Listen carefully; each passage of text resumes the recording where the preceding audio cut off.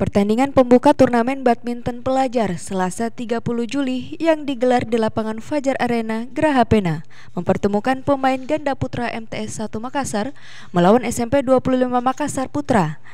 Sementara di sektor ganda putri, SMP 25 Makassar ditantang SMP 30 Makassar.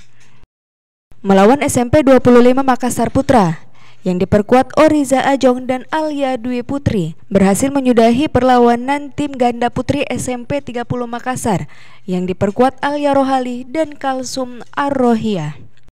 Di set pertama, Oriza Ajong dan Alia Dwi Putri menyelesaikan set pertama dengan cepat dengan poin 2-1-9. Di set kedua, ganda putri SMP 30 tidak bisa berbuat banyak dan kembali kalah dengan skor 2-1-11.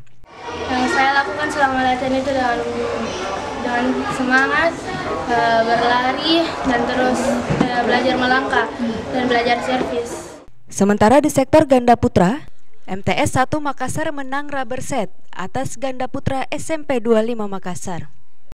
Di set pertama, SMP 25 Makassar unggul 21-18. Di set kedua, ganda putra berhasil merebut set ini dengan keunggulan 21-14. Di set ketiga, saling kejar poin terjadi.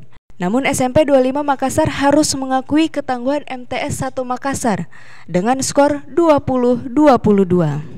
Amda, Yaumil, Novi, Fajar TV dan Fajar Radio melaporkan.